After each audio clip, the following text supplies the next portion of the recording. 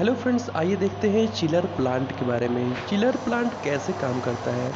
जिस प्लांट पे हम लोग आए हैं, यहाँ पे चिलर प्लांट का 2 यूनिट है। एक यूनिट ये है, दूसरा यूनिट ये है। इसमें कौन कौन से कंपोनेंट होते हैं।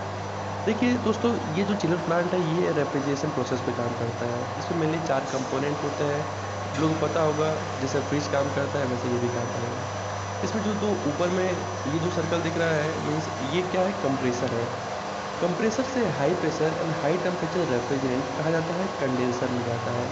आप लोगों को मैं कंडेंसर दिखाता हूँ। कंडेंसर कहाँ पे है, तो ये है कंडेंसर। इसमें देखिए R134A रेफ्रिजरेंट इस्तेमाल किया गया है। यहाँ पे ऊपर में दोनों कंप्रेसर है। यहाँ से 2 पाइप आया हुआ है कंडेंसर में, और कंडेंसर का एक छोटा सा आपको स्पेयर दिख रहा होगा, स्पेयर गोल टैंक दिख रहा होगा, उसके नीचे में एक बड़ा टैंक है।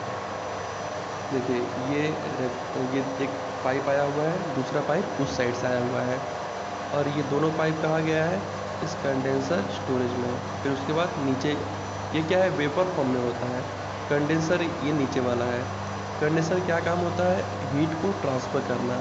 किसके थ्रू, यहाँ पे हीट जो ट्रांसफ़र हो रहा है वो कूलिंग वाटर के थ्रू हो रहा है। देखिए यहाँ पे 2 पाइप आया हुआ है, एक इनलेट पाइप है, एक आउटलेट पाइप है, जो कि कंडेंसर से हीट को ट्रांसफ़र करेगा। और क्या होगा, वेपर फॉर्म से लिक्विड फॉर्म में कन्वर्ट करेगा। प्रेशर वही रहेगा, हाई प्रेशर रहेगा, और लिक्विड फॉर्म में रेफ्रिजरेंट को कन्वर्ट करता है। उसके बाद आता है एक्सपांसन वाल्व। देखिए ये पाइप आया, दोनों पाइप, और यहाँ से आया है एक्सपांसन वाल्व में। एक्सपांसन वाल्व में क्या काम होता है, एक्सपांड करना। इंस्टेंटली इसमें इसका जो एरिया है वो बढ़ जाता है, जिसकी वजह से प्रेशर डिक्रीज हो जाता है, और उसका जो टेम्परेचर होता है वो बहुत ही कम हो जाता है, यानी चिल कंडीशन में हो जाता है, और यहाँ से इवेपोरेटर में जाता है। ठीक है, इवेपोरेटर क्या होता है, इवेपोरेटर यानी ये जिस रीजन में भी इवेपोरेशन प्रोसेस होता है वहाँ के हीट को एब्जॉर्ब कर लेता है, और उसके हीट को एब्जॉर्ब करने के बाद में वापस ऊपर कंप्रेसर में चला जाता है। ये जो ब्लैक स्पेयर दिख रहा है, ब्लैक टैंक, जिसके ऊपर में इसमें कोटिंग की गई है, जिसके द्वारा हीट क्या करे, वो ट्रांसफ़र ना हो, इसके लिए ब्लैक जो वो होता है थर्मोकोल टाइप में, उससे कोटिंग की हुई होती है। आइए देखते हैं इसके बगल से।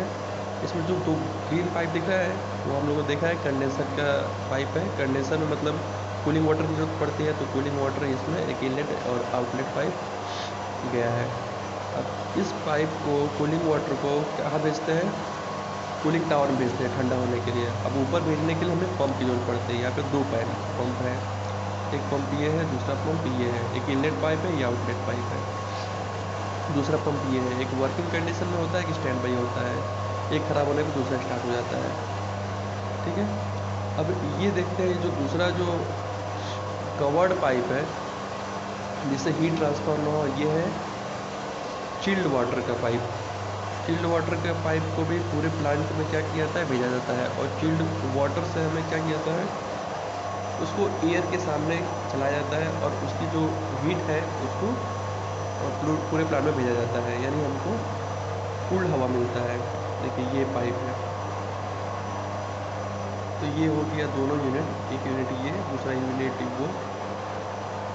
इन जो पंप्स होते हैं, इन पंप्स को चलाने के लिए पैनल्स दिए हुए हैं, छोटे छोटे पैनल्स हैं। देखते हैं ये जो पैनल है, ये कूलिंग वाटर के पाइप को चलाता है, यानी पंप को चलाता है, और यहाँ पे चिल्ड वाटर के पंप को चलाता है। यहाँ पे एक बड़ा पैनल दिया हुआ है, ये पूरे प्लांट को ऑपरेट करता है, यानी ये जो यूनिट है, कंप्रेसर कंडेंसर का जो यूनिट है, इसको वो करता है, ऑपरेट करता है।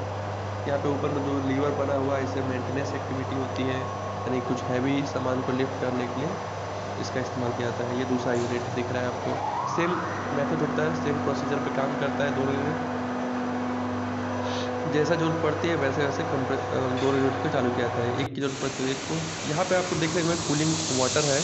कूलिंग वाटर मैंने देखा था कि ऊपर की तरफ गया है, कहाँ पे, कूलिंग टावर में जाता है। एक इनलेट पाइप है और एक आउटलेट पाइप है। इनलेट पाइप ऊपर की तरफ गया है, और ये जो दूसरा पाइप है ये आउटलेट पाइप है। ये वापस वापस कंडेंसर में चला जाता है। यहाँ पे आपको देखने में कूलिंग टावर में आपको ऊपर में क्या दिखेगा, एक फैन दिखेगा।